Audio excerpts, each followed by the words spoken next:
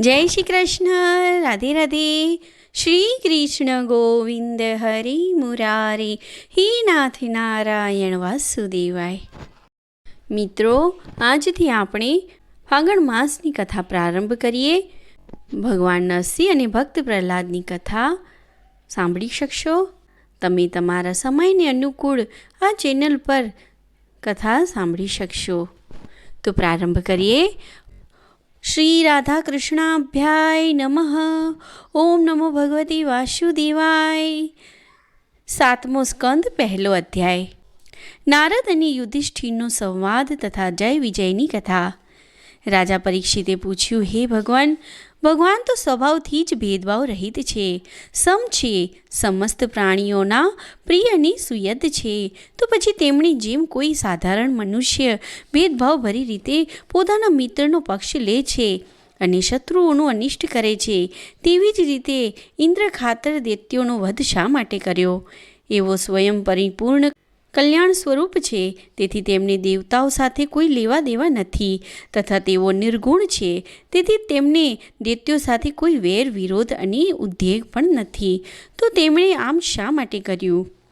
ભગવત પ્રેમના સૌભાગ્યથી સંપન્ન હે અતિ મહાભાગ્યવાન, અમારા ચિત્તમાં ભગવાનના સમસ્ત વગેરે ગુણો વિશે ઘણો મોટો સંદેહ થઈ રહ્યો છે, તો કૃપા કરીને તે સંદેહ દૂર કરો.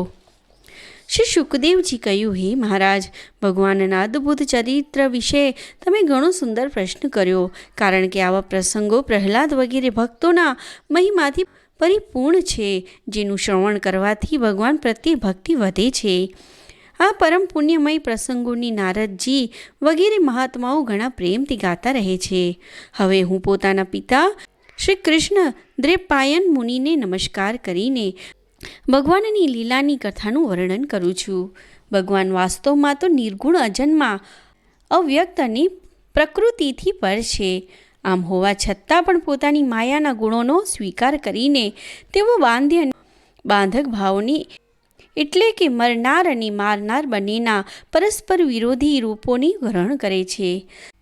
સત્વગુણ, રંજોગુણ અને તમોગુણ આ પ્રકૃતિના ગુણ છે, પરમાત્માના નહીં. હે રાજન, આ ત્રણેય ગુણોનો પણ એક સાથે જ વિકાસ અને હર્ષ થતો નથી. ભગવાન સમય સંજોગ અનુસાર ગુણોનો સ્વીકાર કરે છે. તેઓ સત્વગુણની વૃદ્ધિના સમયે દેવતાઓ અને ઋષિઓનો પ્રભાવ વધારે છે, રજોગુણની વૃદ્ધિના સમયે દૈત્યોનો અને તમોગુણની વૃદ્ધિના સમયે યક્ષો અને રાક્ષસોનો પ્રભાવ પણ તેવો જ વધારે છે. જેમ વ્યાપક અગ્નિ, કાષ્ઠ વગેરે ભિન્ન ભિન્ન આશ્રયોમાં રહેવા છતાં પણ તેમનાથી અલગ દેખાતો નથી, પરંતુ મંથન, ઘર્ષણ કરવાથી તે પ્રગટ થાય છે. તેવી જ રીતે પરમાત્મા બધા જ શરીરોમાં રહે છે, છતાં પણ તેમનાથી અલગ દેખાતો નથી. પરંતુ વિચારશીલ મનુષ્ય હૃદય મંથન કરીને તેમના સિવાયની બધી જ વસ્તુઓનો બાંધ કરીને અંતે પોતાના હૃદયમાં જ અંતર્યામી રૂપે તેમને પ્રાપ્ત કરી લે છે. જ્યારે પરમેશ્વર પોતાને માટે શરીરોનું નિર્માણ કરવાની ઈચ્છા કરે છે, ત્યારે પોતાની માયાથી રજોગુણનું અલગ સર્જન કરે છે. જ્યારે તેઓ ચિત્ર વિચિત્ર યોનિઓમાં રમણ કરવાની ઈચ્છા કરે છે, ત્યારે સત્વગુણનું સર્જન કરે છે, અને જ્યારે તેઓ વિશ્વનો વિનાશ કરવાની ઈચ્છા કરે છે, ત્યારે તમોગુણને વધારી દે છે. હે રાજન, ભગવાન સત્ય સંકલ્પ છે. તેઓ જ જગતની ઉત્પત્તિના નિર્મિત ભૂત પ્રકૃતિ અને પુરુષના આશ્રય એવા કાળનું સર્જન કરે છે. તેથી તેઓ કાળને આધીન નથી, કાળ જ તેમને આધીન છે. હે પરીક્ષિત, આ કાળ સ્વરૂપ ઈશ્વર જ્યારે સત્વગુણની વૃદ્ધિ કરે છે, ત્યારે તેઓ સત્વમય દેવતાઓનું બળ વધારી દે છે, અને ત્યારે જ તે પરમ યશસ્વી દેવોના પ્રિય પરમાત્મા દેવોના વિરોધી રજોગુણી અને તેમજ તમોગુણી દૈત્યોનો સંહાર કરે છે. વાસ્તવમાં તો તેઓ સમજ છે. હે રાજન, આ બાબતમાં દેવર્ષિ નારદજીએ ઘણા પ્રેમથી એક ઇતિહાસ કહ્યો હતો. આ તે સમયની વાત છે કે જ્યારે રાજસૂય યજ્ઞમાં તમારા દાદા યુધિષ્ઠિરે તેમને આ બાબતમાં એક પ્રશ્ન કર્યો હતો. તે મહાન રાજસૂય યજ્ઞમાં રાજા યુધિષ્ઠિરે પોતાની આંખો સામે એવી મોટી આશ્ચર્યજનક ઘટના જોઈ કે ચેદીરાજ શિશુપાલ સૌના દેખતા જ ભગવાન શ્રી કૃષ્ણમાં સમાઈ ગયો. દેવર્ષિ નારદજી પણ ત્યાં જ બેઠેલા હતા. આ ઘટનાથી આશ્ચર્યચકિત થયેલા રાજા યુધિષ્ઠિરે મોટા મોટા મુનિઓથી ભરેલી સભામાં તે યજ્ઞ મંડળમાં જ દેવર્ષિ નારદજીને પૂછ્યું. યુધિષ્ઠિરે પૂછ્યું, અહો, આ તો ઘણી વિચિત્ર વાત છે. પરમ તત્વ ભગવાન શ્રી કૃષ્ણમાં સમાઈ જવું એ તો મોટા મોટા અનન્ય ભક્તો માટે પણ દુર્લભ છે. તો પછી ભગવાન સાથે દ્વેષ કરનારા શિશુપાલને આ ગતિ શી રીતે પ્રાપ્ત થઈ? હે મુનિ, આનું રહસ્ય અમે બધા જ જાણવા ઈચ્છીએ છીએ. અગાઉના સમયમાં ભગવાનની નિંદા કરવાને કારણે ઋષિઓએ રાજા વેનને નરકમાં નાખી દીધો હતો. દમોઘોષના પુત્રો પાપાત્મા શિશુપાલ અને દુર્બુદ્ધિ દત્તવક્ત્ર બંને બાળપણથી જ આજ સુધી ભગવાન સાથે દ્વેષ જ કરતા રહ્યા છે. તેઓ અવિનાશી પરબ્રહ્મ ભગવાન શ્રી કૃષ્ણને ઉત્પન્ન થઈને સતત ગાળો જ આપતા રહ્યા છે. પણ એના પરિણામ સ્વરૂપ ન તો તેમની જીભે કોઢ થયો કે ન તો તેમને ઘોર અંધકારમય નરક પણ મળ્યું. ઉલટાનું જે ભગવાનની પ્રાપ્તિ થવી અત્યંત દુષ્કર છે તેમનામાં જ આ બંને સૌના જોતા જ અનાયાસ જ લીન થઈ ગયા. આનું શું કારણ? પવનની લહેરથી દીવાની જ્યોત જેમ ડોલે છે તેમ મારી બુદ્ધિ આ બાબતમાં ભ્રમિત થઈ રહી છે. તમે સર્વજ્ઞ છો તો આ અદ્ભુત ઘટનાનું કારણ રહસ્ય કહી જણાવો. શ્રી શુકદેવજી કહે છે, સર્વસમર્થ દેવર્ષિ નારદજી રાજા યુધિષ્ઠિરનો આ પ્રશ્ન સાંભળીને ઘણા પ્રસન્ન થયા અને તેમણે યુધિષ્ઠિરને સંબોધીને ભરી સભામાં સૌના સાંભળતા આ કથા કહી.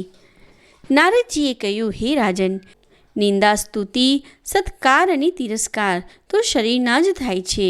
આ શરીરની કલ્પના પ્રકૃતિ અને પુરુષનો યથાયોગ્ય વિવેક નહીં હોવાને કારણે જ માની લીધેલી છે.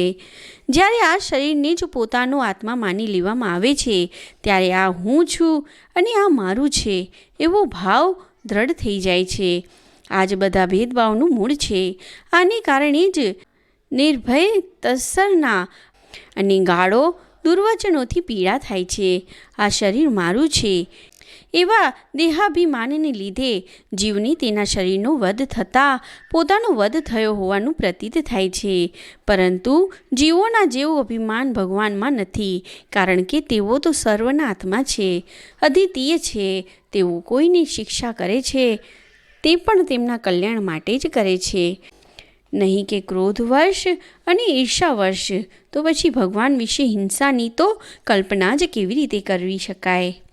તેથી ચાહે વીરભાવથી, ચાહે ભક્તિભાવથી, ભયથી, પ્રેમથી કે કામનાથી પણ ભગવાન સાથે પોતાનો સંબંધ જોડી દેવો જોઈએ, કારણ કે ભગવાનની દ્રષ્ટિમાં આવા વિવિધ ભાવોનો કોઈ ભેદ નથી. હે યુધિષ્ઠિર, મારો તો એવો નિશ્ચિત મત છે કે મનુષ્ય વેરભાવથી ભગવાનમાં જેટલો તન્મય થઈ જાય છે તેટલો ભક્તિ યોગથી નથી થતો. ભમરી કીડાને લાવીને ભીત પર પોતાના દરમાં બંધ કરી દે છે અને તે કીડો ભય તથા ઉદ્વેગથી ભમરીનું જ ચિંતન કરતો કરતો તેના જેવો જ થઈ જાય છે. આ જ વાત ભગવાન શ્રી કૃષ્ણ વિશે પણ છે. લીલાઓને લીધે મનુષ્ય દેખાતા હોવા છતાં પણ વાસ્તવમાં તેઓ સર્વશક્તિમાન ભગવાન જ છે. એમની સાથે વેર કરનારાઓ પણ તેમનું ચિંતન કરતાં કરતાં પાપરહિત થઈ જઈને તેમને જ પામી ગયા છે. કોઈ એક નહીં, અનેક મનુષ્યો કામનાથી, દ્વેષથી, ભયથી અને પ્રેમથી પોતાના મનને ભગવાનમાં પરોવીને તેમજ પોતાના બધા જ પાપો ધોઈને એવી રીતે ભગવાનને પામી ગયા છે કે જેમ ભક્તો ભક્તિથી. હે મહારાજ, ભગવાનને પ્રાપ્ત કરવા ગોપીઓએ પ્રેમની તીવ્રતાથી, કંસે ભયથી, શિશુપાલ, દત્તવક્ત્ર વગેરે રાજાઓએ દ્વેષથી, યાદવોએ પરિવારના સંબંધથી, તમે બધાએ સ્નેહથી અને અમે બધાએ ભક્તિથી પોતાનું મન ભગવાનમાં પરોવ્યું છે. ભક્તો સિવાય ભગવાનનું ચિંતન કરનારા જે 5 પ્રકારના લોકો છે તેમાં રાજા વેનની તો કોઈનામાં પણ ગણતરી થતી નથી, કારણ કે તેણે કોઈ પણ પ્રકારે ભગવાનમાં મન જોડ્યું ન હતું. સારાંશ એ છે કે ગમે તે રીતે પણ પોતાનું મન ભગવાન શ્રી કૃષ્ણમાં તન્મય કરી દેવું જોઈએ. હે પાંડવ, યુધિષ્ઠિર, વળી તમારા મસીહાઈ ભાઈ શિશુપાલ અને દત્તવક્ત્ર એ બંને ભગવાન શ્રી વિષ્ણુના મુખ્ય પાર્ષદો હતા. તે બંને બ્રાહ્મણોના શાપને લીધે પદચ્યુત પોતાના સ્થાનેથી ભ્રષ્ટ થવું પડ્યું હતું. રાજા યુધિષ્ઠિરે પૂછ્યું, હે નારદજી, ભગવાનના પાર્ષદોને પણ પ્રભાવિત કરનારો તે શ્રાપ કોણે આપ્યો હતો અને તે કેવો હતો? ભગવાનના અનન્ય પ્રેમીજનો ફરી પાછા જન્મ મરણ રૂપી સંસારમાં આવે એ વાત કંઈક અવિશ્વસનીય જેવી લાગે છે. વૈકુંઠપુરીમાં વસનારાઓ તો પ્રાકૃત શરીર ઇન્દ્રિયો અને પ્રાણથી પર હોય છે. તેમનો પ્રાકૃત શરીર સાથે સંબંધ શી રીતે થયો તે તમે મને અવશ્ય કહી સંભળાવો. નારદજીએ કહ્યું, એક દિવસ બ્રહ્માના માનસ પુત્રો સનકાદી ઋષિઓ ત્રણેય લોકમાં સ્વચ્છંદ વિચરણ કરતાં કરતાં વૈકુંઠમાં જઈ પહોંચ્યા. આમ તો તેઓ પૂર્વજોના પણ પૂર્વજ સૌથી પ્રાચીન છે, પરંતુ જાણે 5-6 વર્ષના બાળકો હોય તેવા જણાય છે. દિગંબર વેશમાં આવેલા તેમને સાધારણ બાળકો સમજીને દ્વારપાળોએ તેમને અંદર જતા રોક્યા. તેથી તેઓ ક્રોધિત થઈ ગયા અને તેમણે દ્વારપાળોને શ્રાપ આપ્યો કે અરે મૂર્ખાઓ, ભગવાન શ્રી વિષ્ણુના ચરણો તો રજોગુણ તમોગુણથી રહિત છે. તમે બંને તેમની સમીપ રહેવાને પાત્ર નથી, તો સત્વરે તમે અહીંથી પાપમયી અસુરયોનીમાં જાઓ. તેમણે આ પ્રમાણે શ્રાપ આપ્યો કે તરત તેઓ વૈકુંઠમાંથી નીચે પડવા લાગ્યા. ત્યારે તે કૃપાળુ ઋષિઓએ કહ્યું, મારું 3 જન્મોમાં આ શ્રાપ ભોગવીને તમે ફરી પાછા વૈકુંઠમાં આવી જશો. હે યુધિષ્ઠિર, તે બંને પાર્ષદો દિતિના પુત્રો થયા. મોટાનું નામ હિરણ્યકશ્યપુ અને એનાથી નાનાનું નામ હિરણ્યાક્ષ હતું. દૈત્યો અને દાનવોના સમાજમાં આ બંને સર્વશ્રેષ્ઠ હતા. ભગવાન શ્રી વિષ્ણુએ નરસિંહ રૂપ ધારણ કરીને હિરણ્યકશ્યપુને માર્યો તથા પૃથ્વીનો ઉદ્ધાર કરતી વખતે વરાહનો અવતાર લઈને હિરણ્યાક્ષને માર્યો. હિરણ્યકશ્યપુએ પોતાના પુત્ર પ્રહલાદને તે ભગવાનનો પ્રેમી હતો તે કારણે મારી નાખવા ઈચ્છ્યું અને એ માટે તેમને ઘણી બધી યાતનાઓ આપી. પરંતુ પ્રહલાદજી સર્વાત્મા ભગવાનના પરમ પ્રિય ભક્ત હતા, સમદર્શી હતા. તેમના હૃદયમાં અચળ શાંતિ હતી અને ભગવાનના પ્રભાવથી તેઓ સુરક્ષિત હતા. તેથી જાતના પ્રયાસો કરવા છતાં પણ હિરણ્યકશ્યપુ તેમને મારી નાખવામાં અસમર્થ જ રહ્યા. આ જ બંને બીજા જન્મમાં વિશ્વામુનિ વડે કૈશીની કૈકસીના ગર્ભથી રાક્ષસોના રૂપમાં જન્મ્યા. તેમના નામ હતા રાવણ અને કુંભકર્ણ. તેમના ઉપદ્રવોને લીધે બધા લોક ભડકે બળવા લાગ્યા હતા. તે સમય પણ ભગવાને તેમને શ્રાપમાંથી છોડાવવા માટે શ્રી રામ રૂપે અવતરીને તેમનો વધ કર્યો. હે યુધિષ્ઠિર, તમે ભગવાન શ્રી રામનું ચરિત્ર માર્કંડેય મુનિના મુખેથી સાંભળશો. તે જ બંને જય અને વિજય આ ત્રીજા જન્મમાં તમારી માસીના દીકરા શિશુપાલ અને દત્તવક્ત્રના રૂપમાં ક્ષત્રિય કુળમાં જન્મ્યા હતા. ભગવાન શ્રી કૃષ્ણના સુદર્શન ચક્રનો સ્પર્શ થતાં તેમના તમામ પાપ નષ્ટ થઈ ગયા અને તેઓ સનકાદી ઋષિઓના તે શ્રાપમાંથી મુક્ત થઈ ગયા. વીરભાવને કારણે તેઓ સદૈવ ભગવાન શ્રી કૃષ્ણનું જ ચિંતન કર્યા કરતા હતા. તે જ ઉત્કંઠ તન્મયતાના પરિણામ સ્વરૂપે તેમણે ભગવાનને પ્રાપ્ત કરી લીધા અને ફરીથી તેમના પાર્ષદો થઈને તેમની જ પાસે ચાલ્યા ગયા. યુધિષ્ઠિરે પૂછ્યું, હે ભગવાન, હિરણ્યકશ્યપુએ પોતાના સ્નેહપાત્ર પુત્ર પ્રહલાદ સાથે એટલો દ્વેષ શા માટે કર્યો? વળી પ્રહલાદજી તો મહાત્મા હતા. સાથે સાથે તમે એ પણ કહી જણાવો કે પ્રહલાદજી કયા સાધનથી ભગવાનમાં તન્મય થઈ ગયા. ઇતિ શ્રીમદ્ ભાગવતે મહાપુરાણે પારમહંસ્યામ સંહિતાયામ 7મા સ્કંદ અંતર્ગત પ્રહલાદ ચરિત્ર ઉપક્રમમાંનો પહેલો અધ્યાય સમાપ્ત. જય શ્રી કૃષ્ણ. રાધે રાધે. હરિનંદન નંદ મુકુંદ હરિનારાયણ હરિ ઓમ. હરિનંદન નંદ મુકુંદ હરિનારાયણ હરિ ઓમ. હરિ કેશવ હરિ ગોવિંદ હરિનારાયણ હરિ ઓમ. હરિ કેશવ હરિ ગોવિંદ હરિનારાયણ હરિ ઓમ.